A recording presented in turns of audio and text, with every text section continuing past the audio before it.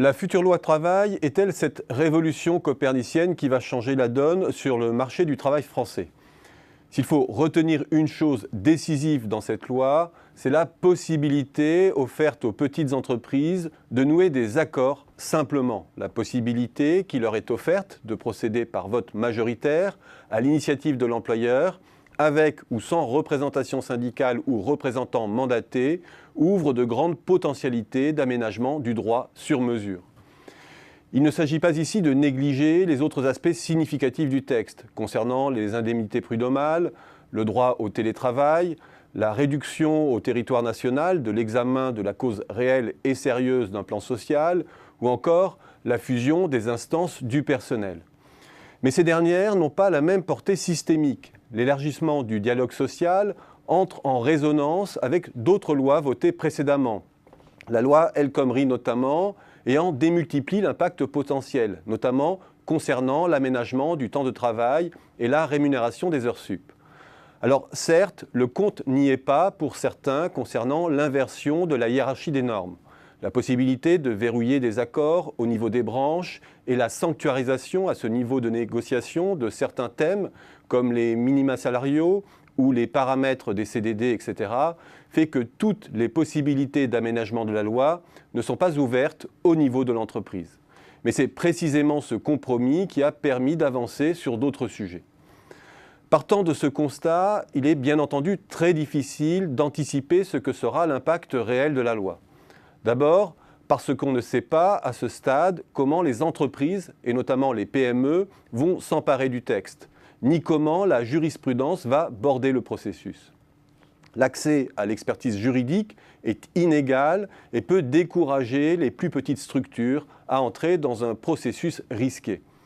Et puis, il y a les délais d'apprentissage entre la modification des textes et celle des pratiques. Enfin, nous l'avons dit, la nouvelle loi n'est qu'un élément supplémentaire dans un processus incrémental de réforme qui, touche à touche, introduit plus de flexibilité.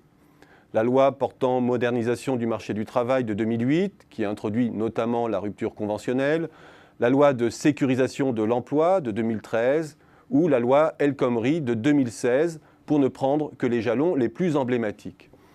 Et force est de constater, contrairement au credo commun, que la dernière réforme n'intervient pas sur une job machine française qui serait totalement grippée.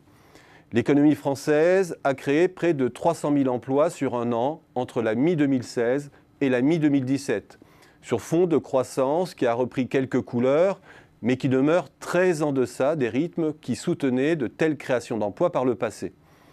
Elle en a créé près de 900 000 sur 10 ans, avec en arrière-plan une décennie perdue en matière de croissance qui n'a pas d'équivalent dans l'après-guerre. Tout cela n'a pas été suffisant pour absorber la hausse de la population active. Mais là encore, il faut relativiser les choses. Si le chômage a culminé à 10,2% en France métropolitaine à la mi-2015, c'est dans un contexte sans équivalent de crise. Sa décrue, depuis, signale que le taux de chômage structurel n'est pas à 2 chiffres. Avec ou sans réforme, il peut, avec le raffermissement de la croissance européenne, se rapprocher des zones qu'il avait atteintes au début de 2008, autour de 7%, sans que cela soit imputable à la réforme en cours. Tout au plus, peut-on dire que le puzzle des réformes, depuis 15 ans, a bel et bien accru le contenu en emploi de la croissance. Pour juger de l'efficacité de la réforme, c'est sans doute davantage le taux d'emploi qu'il faudra scruter et la part des CDI dans l'emploi créé.